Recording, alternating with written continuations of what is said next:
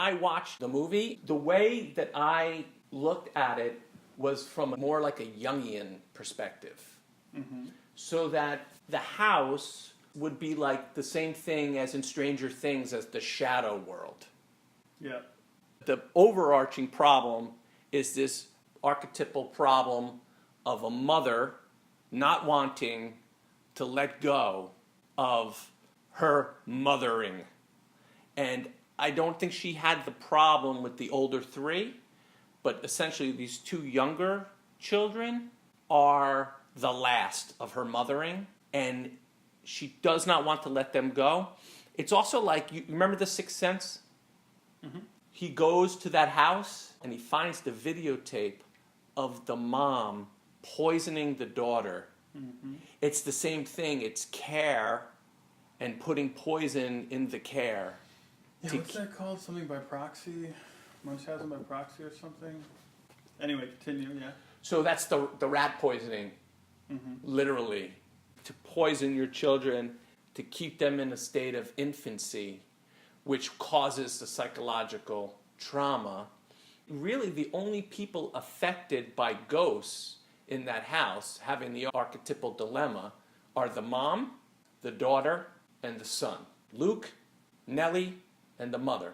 The mother's ghost is an insane woman who didn't want to let go of her kid and I think killed her own kids. And I thought of these ghosts like Roman gods. They represent the spirits of our little dimensionality, the little things going on inside of us, the active elements of our bits of subconscious.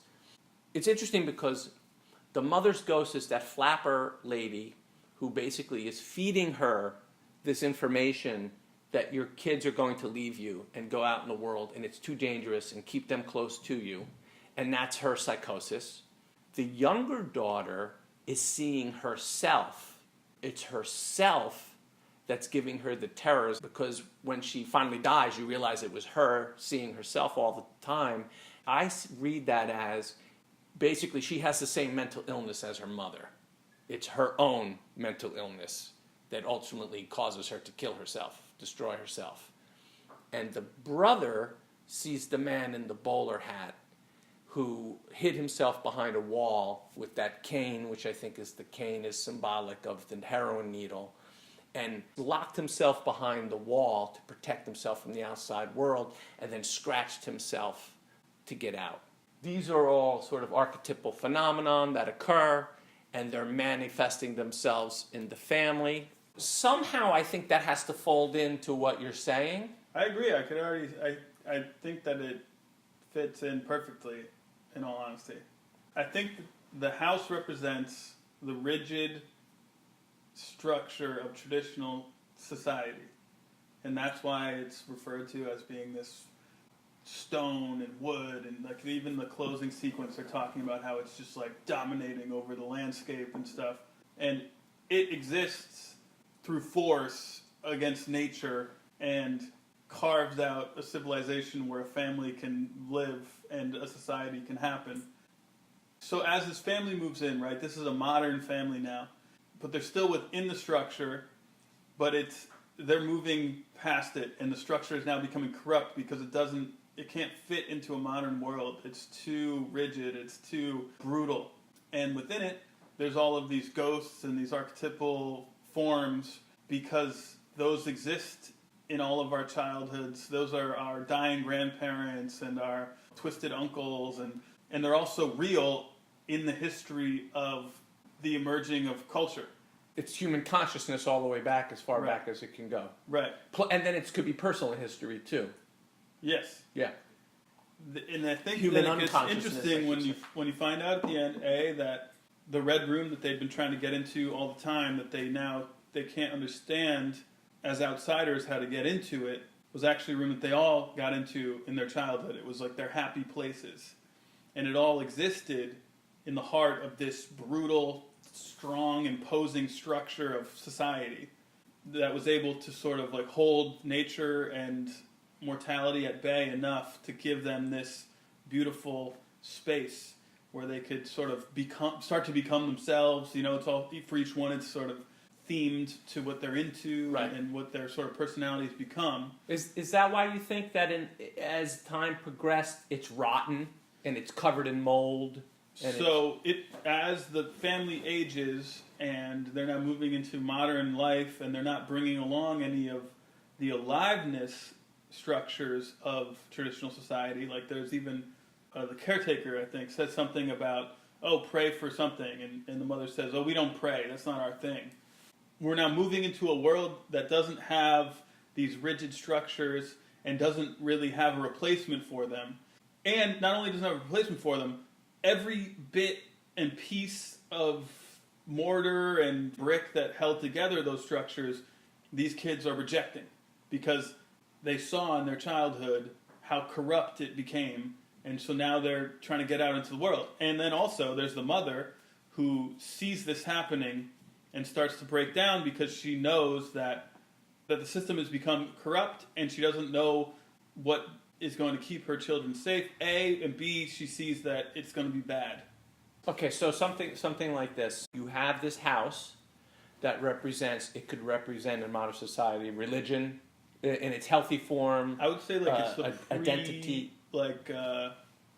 pre-modern Western civilization. cohesive. Yeah. The thing to which people believe or pray, a higher something. Yeah.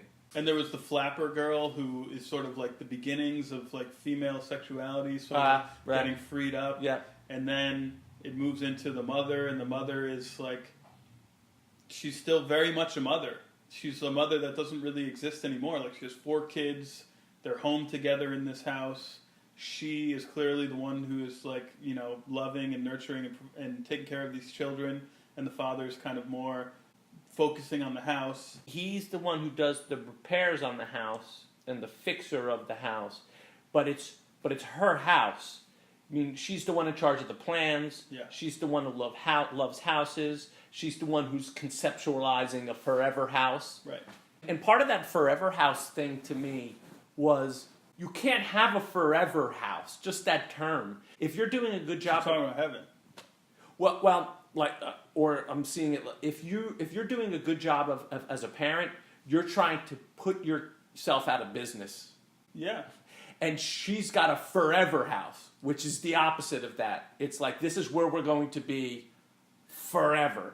Just that word, you know what I mean? Yeah, I wonder if that sort of is kind of a reference to the need for that heaven experience, afterlife home.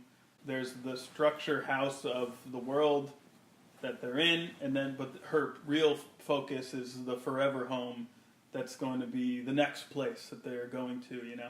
Like the kingdom of heaven. Yes, right. Forever. So, right. Jumping around a little bit, I think that the bowler guy is an interesting example. I think that man represents weakness. The bowler cap ghost man that buried himself in the foundation, I think, is the pre-modern weak man, where he still had a very strong place within the structure and it kept him in his spot. I think that they even talk about it, how he was a short man and he always wished that he was a taller man and a bigger man. Yeah. And eventually he buried himself behind the structure of society. Yeah. And locked himself out in that weakness. And now Luke is a weak man in the modern world. And a weak man in the modern world doesn't have walls to hide behind, doesn't have some place where he's a bricklayer, you know, like he's helped building the foundation of this thing still. Yeah. There's no men's clubs, there's no group, there's no more place for men to go together to go. So if you're nothing to identify with anymore, so you're basically alone, and all you have is to hide behind a wall that you can create with drugs. Right. So the parents, I think, are the boomer generation. Like, they're flipping houses, they're property owners, they're still making it and providing for family and working a little, but the family's still a very important part. And the first 3 kids would be like the Gen Xers that still have structure, still have form. Like, they're still in touch with the mechanisms of a traditional society, but they sort of have chopped the head off of it. But they've still got enough of it that they can just live. and then that comes out in the three careers that they have, where one is investigating and dealing with child trauma Yeah.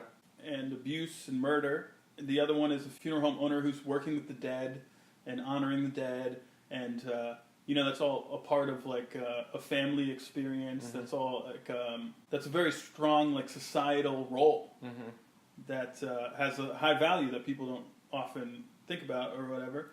And then there's Steve, who wrote a book about Several books.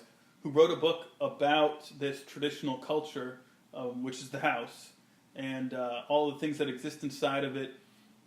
So he's very much aware of it as a mechanism, but he doesn't understand what it means and what it is.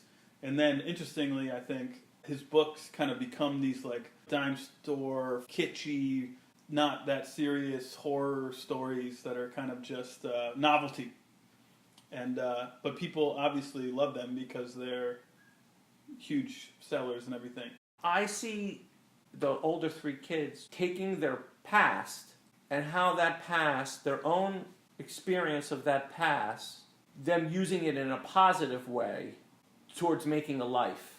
Right. Albeit not perfect, but a life, right? Because obviously the daughter became a funeral director right. because of her experience when her mother died.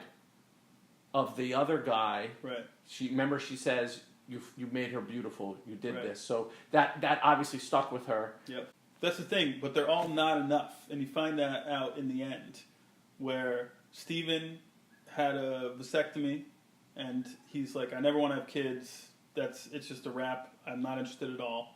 And then he lies to his wife and goes through all these different tests to see if they can get pregnant. Like, he refuses to be in the structure and in the role of a patriarch. Yeah. The funeral home woman cheats on her husband and then buries it. And the reason she cheats on him is because she doesn't feel the value of being a mother, of having a family. Like, she just goes for a cheap recognition of value where some guy wants to fuck her. And she sees that he's married, and she likes that. And then she buries it, doesn't share it with him, and then it sort of creates a rift. And then the other one wears these gloves because she doesn't want to feel anything. She doesn't want to feel people, even though she's actually really sensitive and has a supernatural intuition. Which could just mean she's overly sensitive. I mean, if you were to say that in real life, she's overly sensitive so that she has to somehow like keep distance. Like they would say about someone who has autism, really, they seem like they're over there and they're not feeling anything. It's just that everything hurts them so much they have to shut off from it. The light, the sound, it all pierces through them. So for her, it's just that she's so sensitive to others that she has to put a boundary and protect herself. It's so much. This is, I think, what an interesting thing about it is. It's like exactly that suffering without being framed in a greater good structure is not worth it. Where she's like, I have to just not feel because it doesn't order things. Like, not having a higher system of belief doesn't structure like there's a layer of sadness and misery and evil and suffering, but that's sort of part on the path of a greater good, which I think is what the house represents, even though it became corrupt. This esteemable, beautiful, right. at one time, right. high society and it exists no matter what. People die in it. People try to burn it down. Ghosts are moving around. Like, the house stays. They leave and it becomes grown over with nature again, but the house stays. Living, dying, that's the whole thing. The child dies, the mother dies, they're still alive in this house. The house is there. That is history, and it's like the history of society. And, or like the Jungian. Well, that's the thing. Of course, that's where all these archetypal forms would be. They're in the history of the people that have existed. In the collective unconscious, in the right. conscious manifestation of history, or in the collective yeah. pool where all this thing swims and manifests itself. Yeah. I want to go back and watch it more because I didn't really pick up on it strongly until the last couple episodes, but the play with red, white, and blue, and the characters always in red, white, and blue around the rooms, and then as it would move into darker scenes, there would be nature, there would be green in nature, Like one of the last times you see the body of Nell, it's like plants just all around her. Like that's the unforgiving, just natural world. And the red, white, and blue, which is, I think, the history of modern America, or history of America, is the house. There's all the rooms in the house, and then it continues on as they go into their own homes and everything. There's all different, these themes of red, white, and blue. And then as you start to get where it's going and how there's an emerging love that's sort of pouring into these people's lives, you see the green not entirely get phased out, but it starts to get replaced with this gold. And there's even a scene in Stephen's home where it's all a lot of red, white, and blue, and then there's a gold lamp with a gold lampshade that's lighting this plant next to it. Mm-hmm. And I feel like that's very intentional. That's like the higher. Yeah. The higher. And it's illuminating being, the green, and yes. the green's still a part of it, but it's like the chaos, and then there's an order. The order would be like the sun, which is right. God, and yes. Thing. So, and then I feel like the red, white, and blue structure of society is what's sort of holding them in place, so that those things can all be. So, obviously our life is changing in America. The aesthetic face of America is changing. That's one of the things. And the only person out of all the brothers and sisters who was with somebody of the same race was Stephen. And the other 4 were married to someone of a different ethnicity. Yep. Do you think that that is just a casting choice to be politically correct? And there was even like the little girl who came to see the therapist, her parents were an interracial couple. Yeah. Do you think that's a casting choice, or do you think that's part of the changing dichotomy that the new modern world will have to deal with in order to reestablish, and through that we need to reestablish a house, a home, a new order? I think that the intention is that is the modern world, yeah, and that it's like just paying homage to that, and maybe also just leaving the rigid structures of the house behind, because the house is, it allowed for good things to happen, but it's also corrupt. It's also too rigid and too imposing. Where it is right now. In other words, for the world right. of today. This movie is saying we're in a point of turmoil, and this family is a family that's sort of in a time in between an old structure right. and a new structure that hasn't formed yet. Exactly. And the old structure in this country was just, too strong. Well, for today's standards. As it solidified. Right. And now we're opening up, and the new structure will be, it looks like what the movie's trying to say is a multiracial structure will form around sort of a multicultural environment. And then that eventually what will happen over the course of 100 years or 50 years, whatever, will form into new hierarchies, new structures that eventually will become corrupt themselves. I mean, it's just time does this, right? Like you have the thing that gets you through an epoch or so, and then that thing becomes rigid and corrupt, and then it has to kind of be reimagined. I think what it's dealing with mainly for the now thing is the narcissism and extreme individualism that is kind of rampant for today, where Stephen doesn't want to have kids. He doesn't want to be a father. He doesn't want to be a husband, really, it seems, either. He doesn't see any higher purpose in those roles for him. Right. The funeral home director, she obviously started a family, but there's secrecy going on. She's refusing to take money for, even though her brother offered to give her a percentage of their childhood story. Her husband then took it secretly behind her back. She cheated on him. She's like that toxic, empathetic person who's giving away. She's giving so much to the community that she's destroying. Yeah, they're running out of money. They don't have money because she's not functioning properly. And then the other sister is a lesbian and is just interested in sex only, and as a means not to feel, right. obviously. I mean, and then there's Nell, who, because of her position in it all, like her innocence is just so exposed that she can't function in the world, and then she finds a sort of a rock in her husband, and she's like set, and he's the perfect sort of thing for her, where she has this sleep paralysis issue, and he's a sleep doctor or whatever, and he's helping her through it. And then literally he has which I think it's just what actually happens. He just has a brain aneurysm and dies. right. And she has nothing. She has no strong house. She has no strong. He was her rock. Right. And there was nothing left. The bent neck lady went away. Her own demons went away when she had something to lean on. Her own self-created demons. Right. The bent neck lady is her. Yeah. So her own demons go away. She's got somebody. The second he's gone, she's right. The demon's right back. And even when I can't remember, but I think even she would wake up and see it, but he would sort of coach her through. She never saw it there. She just was having this sleep paralysis, but she was never seeing it. It wasn't until the second he dies that it shows back up again. She's in the room. So, and then it's a race for her to killing herself, I think, in all honesty, because why would you be a part of a world if that's all it is, It's like the only thing of any meaning, the only thing that you ever loved and supported you is dead now. Why would you stick around?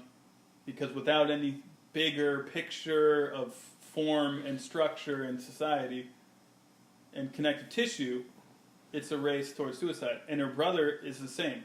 Her brother is just doing it more slowly. And that's where he's outside in the park, waiting, or trying to find this girl that he loves that's, going back. That's when the guy shows up in the bowler hat, because that's his urges to lock himself behind a wall of heroin. That's where he sees it. Every time the bowler guy shows up, it's him slipping, and that's his, his desires and so on. He's got to sort of fight against them with that counting. Do you see the father? First of all, I want to say one thing. I don't know why they had to have a separate actor for a young Timothy Hutton. All you had to do was dye his hair and cut it short, and you have him. He could act young, and then put makeup on him, make him a little younger. It was strange. That's kind of silly. So ultimately, he sacrifices himself at the end of the movie for his family. The question is, they don't really clear up what the sacrifice was that he made when they were younger, that he didn't raise them, that he sent them off to the aunt. So why wasn't he around? He said, my reason was because I was trying to protect you. In a literal sense, in the story, what could that have meant? That ghosts would have come or things like that? And in a philosophical sense, metaphysical, what could that have meant? And then what was the sacrifice? Why did he have to die at the end of the movie to help his children find meaning? Right. I think that A, I don't know. B, maybe. That's not good enough. This is the thing I think, though, is he's ill-equipped to raise them, and he knows it. He fixes houses. He dwells in these traditional structures and now it's all ruined. Like, his wife is gone. The thing that fills that with life and love and like, her name is Olivia. He calls her Liv. Like, she is the life force that comes into that structure, right? And now and that's the feminine. Would you say that's the feminine in general? Man builds the structure. Woman brings in life, fills the house with everything, right? And she's dead. She's gone. The current world of that time, or whatever, the modern world, the house is not made for it.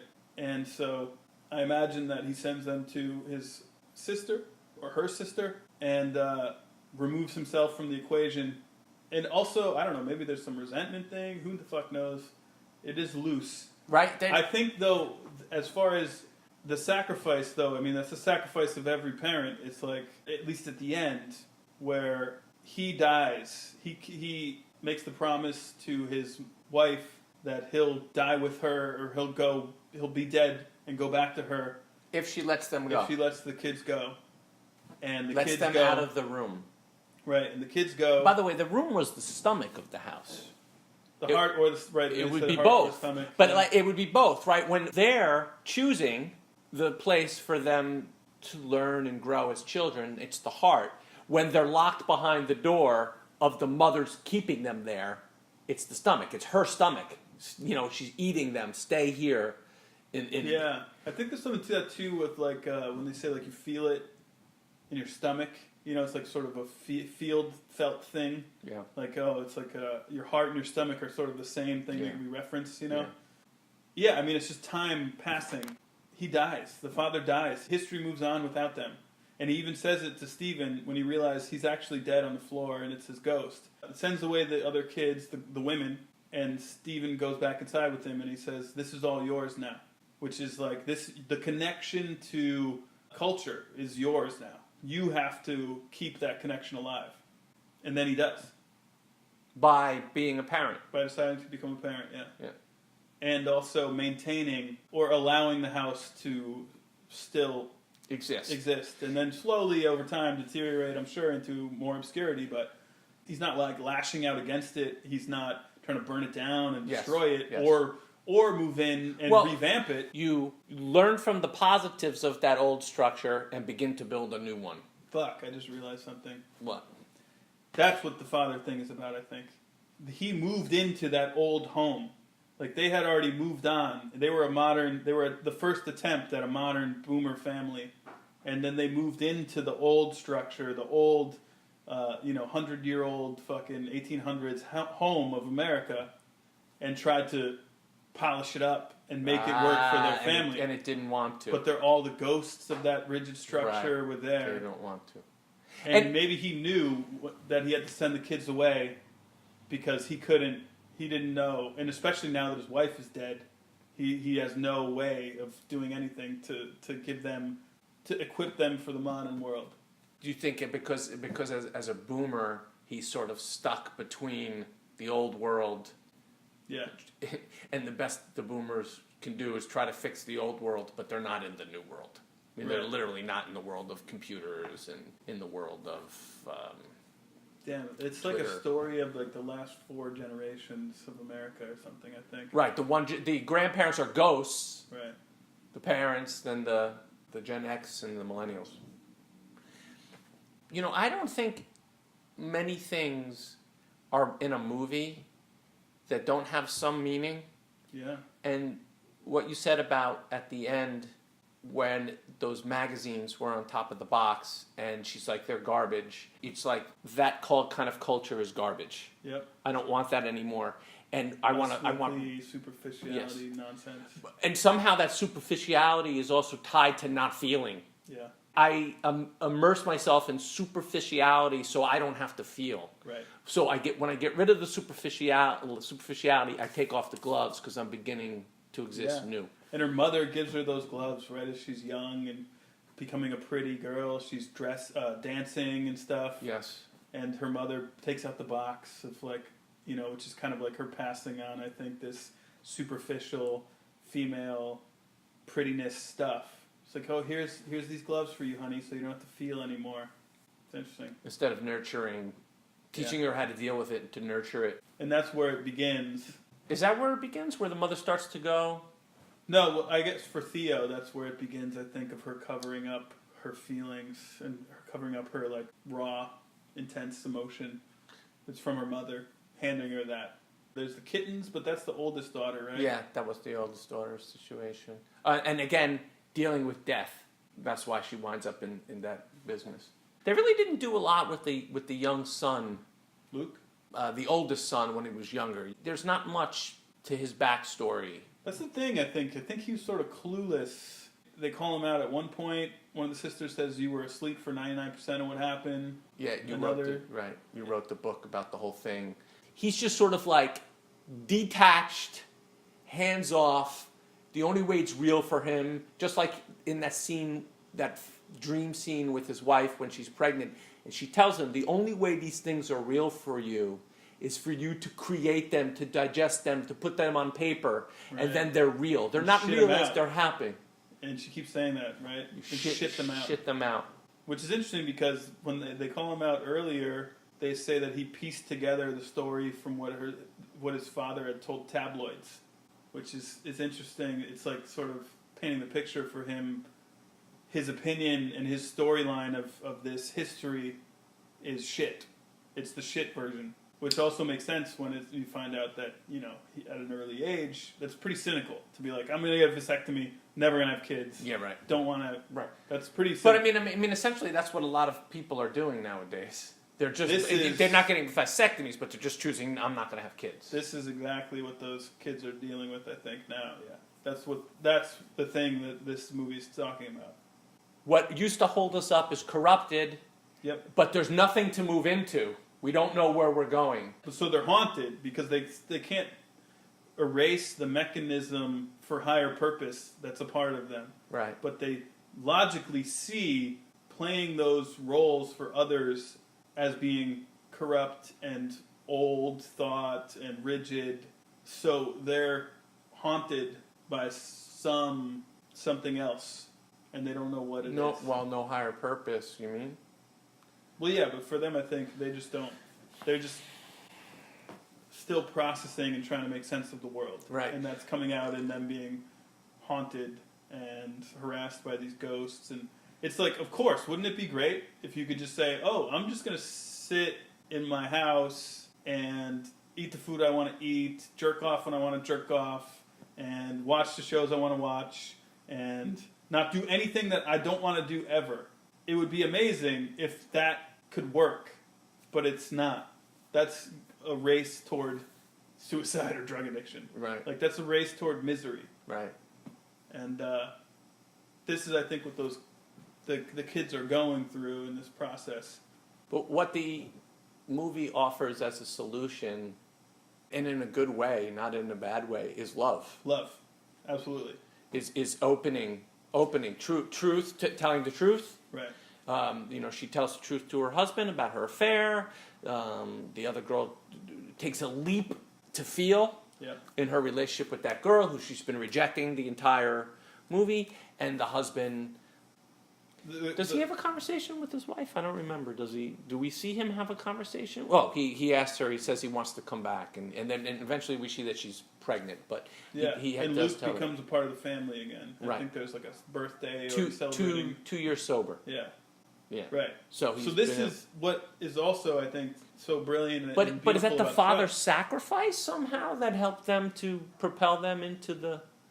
I think that maybe the father and the mother are casualties on the way. The youngest daughter as well, are casualties on the way to getting these kids to embrace the aliveness, the verb experience of being in a cultural and family connection, because what they'd seen of structure had become this calcified, imposing, rigid house. Horrifying. Right. Scary. And totally disconnected from your own personal experience, but they were missing so they threw that away, but they also threw away everything love. that could be good. Right. Everything because there's this scene where the phantom, the ghost that's affecting the mother the most, is whispering to her about how her kids are going to leave her. This is the flapper lady. And she's whispering to her about how the kids are going to leave her and whatnot.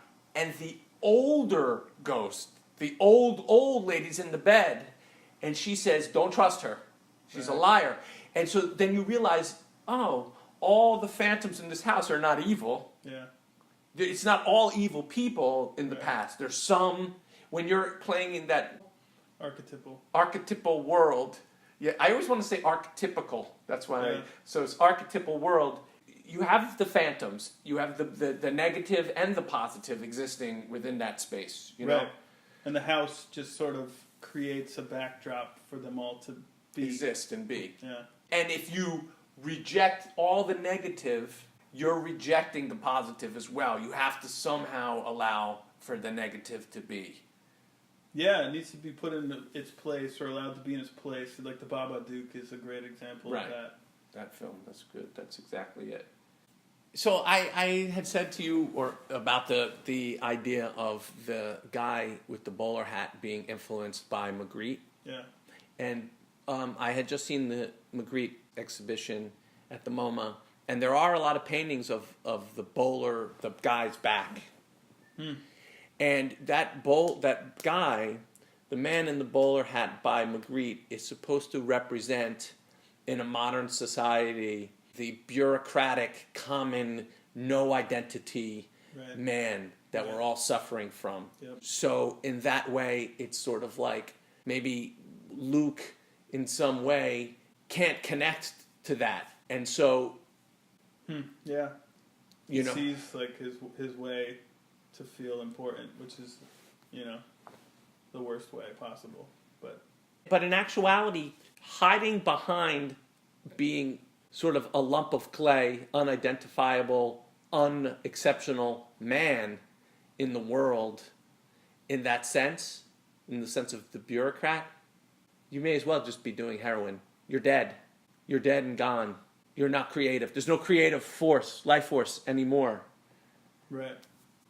Yeah, I think that role, that's sort of the objectification of man, and that's why he's, buried in the foundation. He's the bricklayer that built the structure, but he's also... What do you do in a world where you have lots of men and lots of women, but in this case, we're talking about man, and there's only so many spots that are going to be available for being exceptional. Mm-hmm. And some of those spots would be Elvis Presley and John Lennon, or Jeff Bezos, or the guy from Apple, industrialists, Rockefeller, whatever. But the rest of us have to deal with sort of just being a faceless person in the crowd. Is what the modern world thing is about. But can I just say this one thing? So being sort of faceless and being sort of just a man among many men who in your own world you feel outstanding, but there's only so much room for people to be outstanding, let's say, so you never can actualize it. It's just the way life is. If you had what the house provided, a higher purpose, let's say, or a higher meaning, you can tolerate being a guy who goes to work in a factory every day, because you're oriented towards maybe God or heaven. Real strong, like you have a place that exists. Yeah. I don't know. I don't necessarily think that this is laying out all the answers.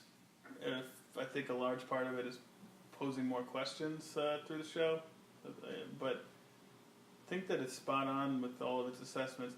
I think maybe love is the thing. Like authenticity and personal connection is what they're saying we need in a modern world. Vulnerability makes sense. Through vulnerability? I don't think that you can have any of it without all those things. Intimacy, as in knowing someone very, like, the reality of the individual, not what you want them to be, not the role that they could play for you, the actual individual of that. I think that the roles then will bring out the good in different individuals, and you come to know those things. So I don't think that the roles are corrupt, but I think that they're sort of a language of communication between individuals. What do you mean by the roles? Like like your girlfriend or wife, let's say, playing those roles for people, or being a husband and a father, playing those roles. If you're just the role, that's the corrupt old house. That's sort of like the authoritarian, let's say a father. It's like, it would be like the authoritarian version, the not like nurturing and knowing and preparing. But the problem is we've thrown the baby out with the bathwater. We've thrown all idea of father out of the and we lost something. Right. And that's what they've done. Stephen, where it's like, he's like, I saw how it went with my father and mother. Why would I want to do that? Right. Instead of and we can reinvent this. Right. See, now the house had to exist like a castle. It had to force itself into being. But now, in the modern world, we don't need the strong foundations just to hold things in place. Now we need some other thing that keeps us connected. And I think that that's love. And what love truly is intimacy in knowing people and individuals, and then playing the roles for others, which is part of being vulnerable. by putting yourself into these positions to be a part of a community, a family, a couple, friendship, whatever. And then feeling, and the three older children, I think, represent those things, you know? And in all of their lessons or whatever. Like the true, allowing yourself to feel and be a part of those relationships, to play the roles that other people need in their lives, that partially objectify you in certain ways, but to not become the caricature, to pour life into those roles. You know? Right. And that's literally like, good luck. But you not have having a thriving world without those if you kinds throw of all things. those roles out. But Well, instead, you don't throw the roles out. no, I'm saying if you do, good luck. Yeah. We sort of have the two factions right now fighting over that. One want to literally destroy and get rid of all these old roles. Yeah, And and then- sees them as the house, the haunted evil structure, yeah. And That's outdated. right. And we could say that would be maybe the far, far extreme left. Yeah. And then you would say, well, maybe a more Far right would be like, we need more of these old houses. Yeah, forget nothing new, but a healthy balance is examining what was healthy about our history, about our past, about our family lineage, and then what wasn't as an adult looking back at it, and then being free to create in the present, taking what was strong and what was good from the past. It's so interesting though that they can't gut that house. That's the problem. The house won't let them gut it. It won't let them refurbish it. Yeah, it will kill them. It starts to fight back. Yeah. Because that's true. This is what's happening. Yeah. When we try, it's like when you paint the history of America as racist, patriarchy, you see how the hailstones start coming in the windows and the mold starts taking over. You can't have a healthy, functioning structure when you view it only as evil, or view a past as only evil, instead of just a fucking house. Well, what about also the fact, let's say, that this structure resists updating also? Yeah. Like Darth Vader really resisted throwing the Emperor over the side of the thing. You know, it took a lot of love from Luke Skywalker to get Darth Vader to let go of his rigidity around his connection to the dark side, let's say. So you have this rigid house that they're trying to update, and it's saying, fuck you, hail, storms, ghost. Would you say that ultimately the house won because it was able to corrupt the mother from the inside? I don't know if it won or not, but I think that there's something about the mother representing nature or having a connection to nature. And so the house becomes the place where the mother dwells for eternity. And as time passes, it starts to become... the only thing that can happen to the house is it starts to go back to nature and starts to sort of fade, I think, into like an unknown obscurity that is just nature of being. Yeah, it becomes the archetypes. Right.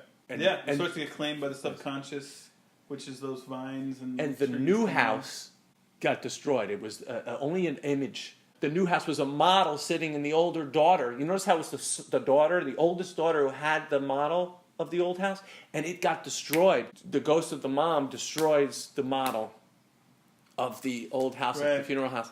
And so that the problem is that the old house is being dissolved, like you said. Nature will eventually it'll just fall into our collective unconscious. Right.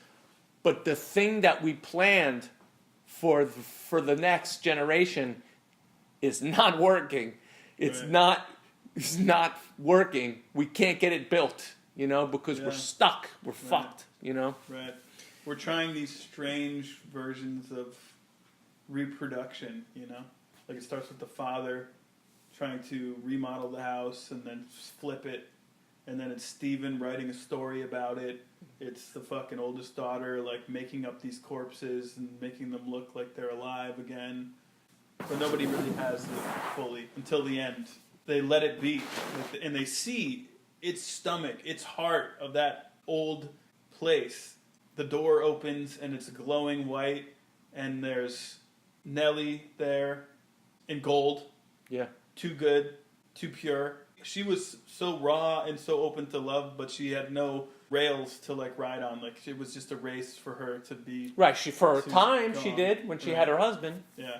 But then it couldn't She be was tested. too innocent. Right. Yeah. And then there's, the red, white, and blue. The white of the room, I think the husband's got a blue blazer on and the mother's got the red dress on. And it's like this sort of ethereal, heaven-like setting as the door opens and the father goes in. And then the children move on. And you sort of are left knowing that this house is going to continue to be. It's going to go back to nature eventually. In the heart of it are their loved parents and their sister that died. And there's other people. There's other ghosts. The parents and the older sister will eventually become archetypes for the next generation. They're folding in to... Right. What do you think about the caretakers? They were very religious. I think they took care of the house, Yeah. and because they had that religious structure, Right. and they could relate to it, and they just knew its boundaries and its guidelines. Get out of there by dark, Yep. but it's not all evil. It's fine to be, because the whole time I'm It's like, why would they modern- even work here, Right. Like, why? But they show up during the day, they do what they I think just that don't. they kind of represent the generation before the parents that move in to refurbish it. I have a couple of questions, a couple problems that I have with the thing. Number one, when they were in that house, it was about let's say it was 1987. Yeah. All the pictures of the generation before were in black and white. Yeah. So you got a flapper lady, Yep. and the lady who's watching the house said she knew the flapper lady. Yeah. That's 60 years ago. Right. So there's a problem there. Right. I know why they wanted the black and white flapper lady, because it's a house from that time. Yeah. But timeline-wise, that was a little off, I thought. Yeah. And the other thing, the housekeeper's daughter came and stayed with them. Yeah. It was the real daughter. Right. How did nobody know that this daughter existed? If the son has been saying the whole time, Abigail, Abigail, Abigail, you're going to tell me that the housekeepers never heard their daughter's name get mentioned? Right. And said, oh, this is, and so when the mother wouldn't know that they had a daughter. So that was a little, I thought, a problem too. Right. Because it turns out that she was not a ghost. We're thinking she's a ghost. No, it's actually their kid, Yeah. And that kid died on that day. It's almost like they're like another version, Like they kept their daughter outside of the world. He talks about it after she dies. They kept her at home. They homeschooled her. I think that the mother even asks the caretaker woman about it. Right, because they're in the old dimension. That's why they're taking care of, Right. in a proper way, Yeah. the old house. Right. But even for them, they can't keep their daughter from dying. But they're not mad that it happened. Right. She's there. She's spiritual. Right. And that's just as good for It's her. true. It's interesting how quick she shows up as a real girl, dead. Yeah. Like it's a race to, do you think she's a ghost, ghost, ghost, ghost, ghost? Oh, she's a real girl. 5 seconds later, she's dead. And then, back to where you thought she was as a ghost. Yeah, right. It's just sort of interesting. But the parents are okay because they have some nesting in an idea of an afterlife and of an idea of God and an idea of and so they're able to sort of deal with the phantoms in the house. They have a language to speak with the house. Right. It's like they're actually happy about the house being what it is. They just let and the then house they go there to die Yeah, that's themselves to be with their daughter forever. right. Yeah, that's what I'm saying. Like, wow, like during the course of the movie, Wow. yeah, I'm like, That's what I'm talking about yeah, so much. So, during the course of the movie, I'm like, why have these people not quit? Yeah. But they know it's evil, because to them it's not evil. It just is what it is. This structure has both positives and negatives in it, You don't have a place for your daughter to rest. You don't have a heaven for your daughter to go to if you rip it all apart and take it all down and kill it. Right. And that's sort of like what the new generation doesn't have. They have no future place where they're going to rest. They have nothing higher to which they're shooting for. Right. Right? Wow. Yeah. So Nellie goes back to the house to kill herself. And Luke goes back to the house to kill himself, but he ends up not killing himself. I guess The it rat really poison. happened where he put rat poison in his veins and then somehow didn't die. Yeah. But I think that he did actually do that. It would have to be. Yeah. It would have to be. It's hazy, but you have to say like like, all right, so you're led to believe that a ghost did this, that the flapper lady put the needle in his arm. But you would say she's just representative of his own driving forces. He went there, he tries to burn it down, it doesn't burn down, he's hopeless, and he kills himself. He fought it for the last time, and it said no, and then he goes to kill himself with the rat poisoning, which is pretty deep because that's how his mother tried to kill him. Right. You know? And then, yeah, luckily, for whatever reason, he's able to come out of that. That is an interesting part, too, where he lights the place on fire, and it immediately, it's like not threatened. He does 0 damage to the house. It's just like, no, sorry, fire doesn't work here. Your anger, your rage does not do any damage on this place. You have to come to accept this. You don't even have to love it. You just have to come to accept that this is. Yeah. These are archetypes. This is Right. it. This is from everything from which life comes and is born. And Maybe that's what the father's absence is part of too, where he's like, I'll keep this away from them because this won't work in the modern world. But he fucks them over by doing that. And that's why they're in that place. I think They're angry at him. They're transition. resentful at him. Right. He hasn't shown them a way to relate to this. Yeah. Huh. He could have been part of the transition, I think, but he obviously couldn't do it. Yeah. So he just pulled himself out of the equation. The mother leaves for an afternoon, and the father loses complete control of the kids. Ah, yeah, right. You know, he can't even talk on the phone, and they're acting completely wild. Yeah. And he has 0 effect on getting them to calm down. Right. And then later, when the daughter sees her mother in the kitchen or something, she says something about how, Dad really phoned in dinner. I'm looking for food. Here's something interesting. From a critical theory standpoint, looking at film or books through a critical theory, like a postmodernist point of view. From a critical theory point of view, you could say the mom calls the house and the father is unable, she can hear that he's not able to control the children.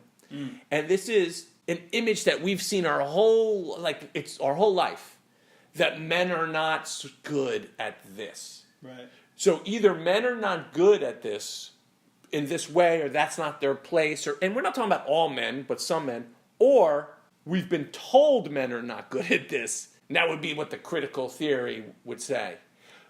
But what I want to say is there any way to tell a story without using these sort of familiar images?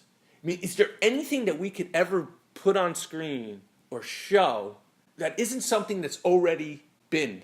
Does that make sense? No. No, absolutely not. So you could only show or teach or communicate through pre-existing norms. Well, not norms, but like things that they're all just new. It's all a collage. Right. You know, we're all working with.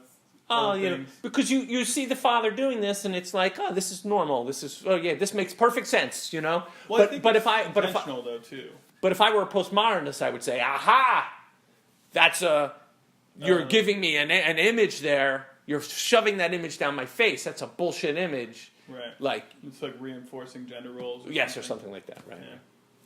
I think that is a pretty strong image of the time that they're kind of, I think, trying living to in anyway. Yeah, right. It's like the father is kind of better off working and being on the outside of something, and the mother is the caretaker. And and it's like love that's sort of driving her, feminine love. Yeah, but that gets toxic because it starts to fear the world she's sending her children into. From a feminine perspective, this is one of the issues that on the feminine, a mom has a hard time. Like, if a mom's poisoning the kid, the mom is making the mistake of not teaching the kid to go out. It wants to keep the kids close, which all moms should do, but if you do it to the point where it's disabling them. Right. She says it a number of times, I think, when she's talking about how Luke and Nellie are perfect as they are at that young age. They're perfect. And then it seems like it spirals into she sees them aging and moving from there. It's going to be tragic, and she wants to, wake them up and protect them. She has the vision of them in the future. So that's her own paranoia. It's like, holy fuck. But like in having that paranoia, you create it in your kids, you know? Right. It creates at the same time, right? It creates. Right. It's like, I always knew you would be blah, blah, blah. Well, of course, you always knew it. So subtly you raised me in a fashion that I would live that out. Yeah, it's almost like the whole storyline is laid out from the future. There's an awareness of where it's all going. Because I think it mirrors the history of the last, Right. 80 years, 50 years. And, I gotta let this fucking dog in. Crazy.